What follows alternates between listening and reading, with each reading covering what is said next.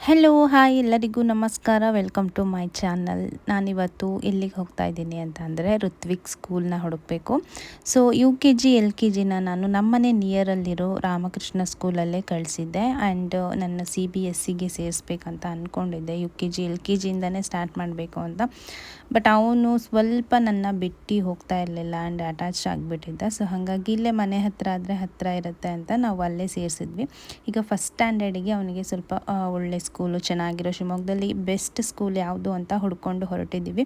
So ನಾವು ಮೊದಲು ಬಂದಿದ್ದು ಸಾಂದೀಪಿನಿ ಸ್ಕೂಲ್ಗೆ. ಸೊ ನನಗೆ ಈ ಸ್ಕೂಲಿಗೆ ಸೇರಿಸ್ಬೇಕು ಅಂತ ನನಗೆ ಮೊದಲಿಂದನೂ ಅಷ್ಟು ಇಂಟ್ರೆಸ್ಟ್ ಇಲ್ಲ. ಅಂದರೆ ನಮ್ಮ ಏರಿಯಾದಲ್ಲಿ ಇರೋ ಮಕ್ಕಳು ಹೋಗಬಾರ್ದು, ಆ ಸ್ಕೂಲಿಗೆ ನಾನು ಹಾಕಬೇಕು ಅಂತ. ಈ ಸ್ಕೂಲಿಗೆ ನಮ್ಮ ಊರಿಂದನೂ ಸ್ವಲ್ಪ ಜನ ಮಕ್ಕಳು ಬರ್ತಾರೆ. ಸೊ ಅದಾದಮೇಲೆ ಅಲ್ಲಿ ಪ್ರಿನ್ಸಿಪಾಲ್ ಇರಲಿಲ್ಲ.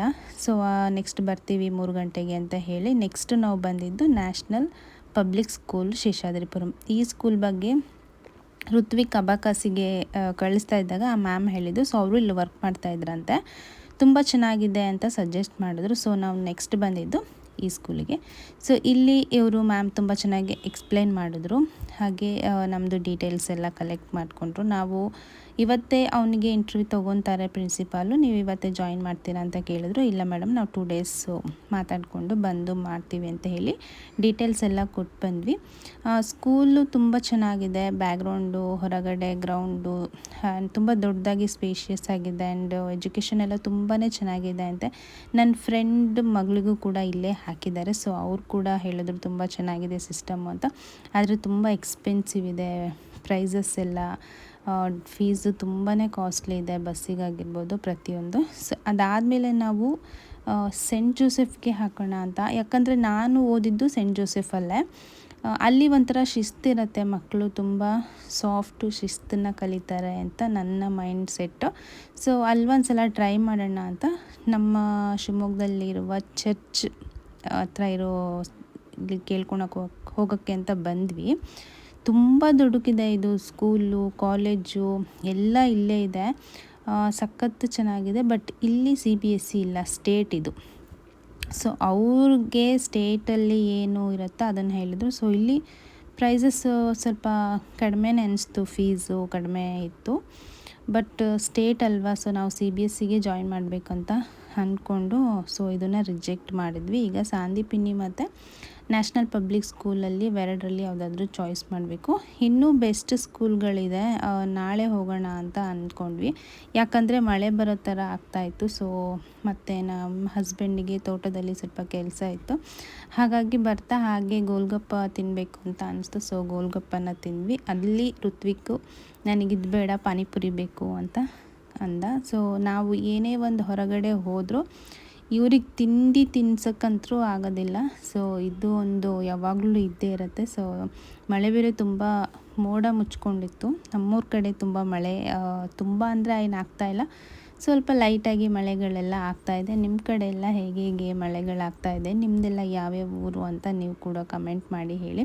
ಸೊ ಅವನಿಗೆ ಇಲ್ಲಿ ಮಸಾಲೆ ಪೂರಿನ ತಿನ್ನಿಸ್ಕೊಂಡು ನೆಕ್ಸ್ಟು ನಾವು ಮನೆಗೆ ಬಂದ್ವಿ. ನೆಕ್ಸ್ಟ್ ಡೇಗೆ ಅಂತ ಒಂದು 3-4 ಸ್ಕೂಲ್ನ ಇಟ್ಕೊಂಡಿದ್ದೀವಿ, ಅದನ್ನು ನಾಳೆ ಹೋಗಬೇಕು. ನೆಕ್ಸ್ಟ್ ಡೇ ಮತ್ತೆ ಸ್ಕೂಲ್ಗೆ ಸರ್ಚಿಂಗ್ ಆಯಿತು. ಸೊ ನಾವಿಲ್ಲಿ ಅಂದ್ಕೊಂಡಿರೋದು ಅಕ್ಷರಧಾಮ ಮತ್ತು ಆದಿಚುಂಚನಗಿರಿ, ಓಪನ್ ಮೈಂಡ್ಸ್ ಮತ್ತು ಜ್ಞಾನದೀಪ ಸ್ಕೂಲು, ಇವು 4 ಇಟ್ಕೊಂಡಿದ್ವಿ. ಸೊ ನಮ್ಮ ಹಸ್ಬೆಂಡ್ ಅಂತ ಇದ್ದರು, ಇವಾಗ ಸಾಂದೀಪನಿ ಮತ್ತು ಇದು NPS ಅದರಲ್ಲೇ ನೋಡೋಣ ಬೇಡ ಅಂತ. ಬಟ್ ನನಗೆ ಆದಿಚುಂಚನಗಿರಿ ತುಂಬಾ ಇಷ್ಟ. ನಮ್ಮದು ಮಂದೇವ್ರು ಕೂಡ ಅದೇ ಆಗಿರೋದ್ರಿಂದ ಇದು ತುಂಬ ಚೆನ್ನಾಗಿತ್ತು ಸಿಸ್ಟಮ್ಮು. ಅದಾದಮೇಲೆ ಅಲ್ಲಿಂದ ಸೆಂಟ್ ಜೋಸೆಫ್ ಅಕ್ಷರಧಾಮ, ಇದಂದರೂ ನಾನು ತುಂಬ ಸಲ ಅಂದ್ಕೊತಾ ಇದ್ದೆ ನಾನು ಇಲ್ಲೇ ಸೇರಿಸ್ಬೇಕು ಅಂತ. ಇದಂತೂ ತುಂಬ ಎಕ್ಸ್ಪೆನ್ಸಿವ್ ಅಂತೆ. ನನ್ನ ಅಕ್ಕನ ಮಕ್ಕಳು ಇಲ್ಲೇ ಹೋಗೋದು. ಅದಾದಮೇಲೆ ಜ್ಞಾನದೀಪನೂ ತುಂಬ ಚೆನ್ನಾಗಿದೆ ಎಜುಕೇಷನ್ ಅಂತ ಹೇಳ್ತಾರೆ. ಬಟ್ ಅಲ್ಲೂ ನಾವು ತುಂಬ ದೂರ ಆಗಿಬಿಡುತ್ತೆ. ಜ್ಞಾನದೀಪ ಮತ್ತು ಓಪನ್ ಮೈಂಡ್ಸು ತುಂಬ ಚೆನ್ನಾಗಿದೆ ಅಂತ ಎಜುಕೇಷನ್ನು. ಸೊ ನಾನು ಈ ಡೀಟೇಲ್ಸ್ ಎಲ್ಲ ಯಾಕೆ ಹೇಳ್ತಾ ಇದ್ದೀನಿ ಅಂತಂದರೆ, ನೀವು ಯಾರಾದರೂ ಶಿವಮೊಗ್ಗದಲ್ಲಿದೆ ಬೆಸ್ಟ್ ಸ್ಕೂಲ್ನ ಹುಡುಕ್ತಾ ಇದ್ದರೆ ಸೊ ಇದಿಷ್ಟು ಸ್ಕೂಲ್ನ ನೀವು ಕೂಡ ವಿಸಿಟ್ ಮಾಡ್ಬೋದು. ಅಲ್ಲಿಂದ ನೆಕ್ಸ್ಟ್ ನಾವು ಶಾಪಿಂಗಿಗೆ ಅಂತ ಬಂದ್ವಿ. ನನಗೆ ಒಂದು ಬ್ಯಾಗ್ ಬೇಕಿತ್ತು ಊರಿಗೆ ಹೋಗೋಕ್ಕೆ.